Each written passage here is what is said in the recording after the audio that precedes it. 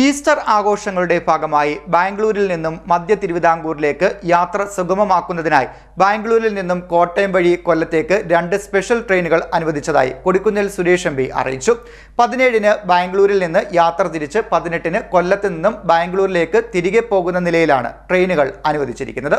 Easter കാലത്തെ തിരക്ക് പ്രമാണിച്ച് ബാംഗ്ലൂരിൽ നിന്നും മധ്യ തിരുവിതാംകൂറിലേക്ക് യാത്ര സുഗമമാക്കുന്നതിനായി സ്പെഷ്യൽ ട്രെയിൻ അനുവദിച്ചതായി കൊടിക്കുന്നിൽ സുരേഷ് എം.പി. അറിയിച്ചു.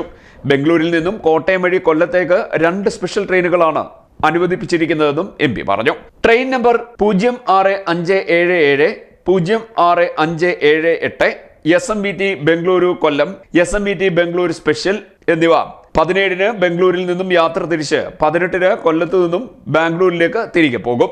Train number 06585, 06586, SMBT Bangalore Kollam, SMBT Bengaluru special train April 19-ന് ബംഗളൂരിൽ നിന്നും കൊല്ലത്തേക്ക് യാത്ര തിരിച്ച് 20-ന് കൊല്ലത്ത് നിന്നും ബാംഗ്ലൂരിലേക്ക് മടങ്ങിപ്പോകും. യാത്രക്കാരുടെ തിരക്ക് പരിഗണിച്ച് റെയിൽവേ മന്ത്രിയോട് പ്രത്യേകമായി ആവശ്യപ്പെട്ടതിന്റെ അടിസ്ഥാനത്തിലാണ് സ്പെഷ്യൽ ട്രെയിനുകൾ അനുവദിച്ചതെന്നും എം.പി. പറഞ്ഞു. 2 ട്രെയിനുകളും ഓരോ സർവീസ് വീതമായിരിക്കും നടത്തുക. മാവേലിക്കര നിയോജക മണ്ഡലത്തിലെ പ്രധാന സ്റ്റേഷനുകളായ ചങ്ങനാശ്ശേരി, ചെങ്ങന്നൂർ, മാവേലിക്കര എന്നിവിടങ്ങളിൽ 2 ട്രെയിനുകൾക്കും സ്റ്റോപ്പ് അനുവദിച്ചിട്ടുണ്ട്.